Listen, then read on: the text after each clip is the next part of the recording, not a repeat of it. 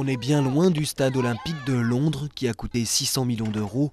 Et pourtant, c'est grâce aux Jeux de 2012 que ce stade poussiéreux de Zambie peut accueillir des activités sportives pour des jeunes à la sortie de l'école. Car si Londres a gagné le droit d'accueillir les Jeux, c'est notamment grâce à la promesse faite de favoriser le sport dans le monde. Depuis, les Britanniques ont dépensé plus de 40 millions d'euros pour soutenir différents projets sportifs dans des pays comme l'Inde ou l'Azerbaïdjan. Et 200 000 euros ont été dépensés ici à Lusaka, la capitale zambienne.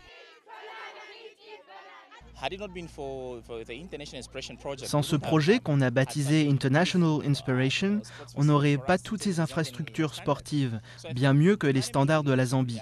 Alors, c'est peu d'argent en un sens, mais pour nous, je pense que ça fait beaucoup. Et ça nous permet de garder ces activités et de faire participer plus d'enfants. Les adolescents viennent ici tous les après-midi pour jouer au football, au tennis ou au basketball. Pour la plupart, c'est leur seule chance de pouvoir jouer à ces sports.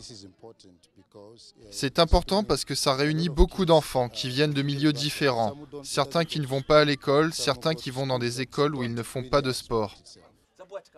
Mais ce projet ne sert pas qu'à développer leurs capacités sportives, il permet aussi de parler aux jeunes, de les prévenir de certains dangers comme les grossesses prématurées ou le sida, qui touche un adulte sur 7 en Zambie. On ne fait pas que du sport ici. Ils nous apprennent aussi la vie, comment ne pas avoir le sida et d'autres MST. Ils nous apprennent la propreté. La plupart du temps, on parle du sida parce que c'est une des pires épidémies qu'on a en Zambie. La plupart des filles de mon âge sont déjà mamans, mais grâce au sport, je m'en sors mieux qu'elles. L'argent récolté par les Jeux Olympiques de Londres a été distribué par des ONG sur le terrain, comme l'UNICEF, le British Council ou Sport in Action. Mais après les Jeux, ces financements vont s'arrêter et les organisateurs cherchent déjà de l'argent ailleurs pour continuer de faire rêver aux Jeux Olympiques.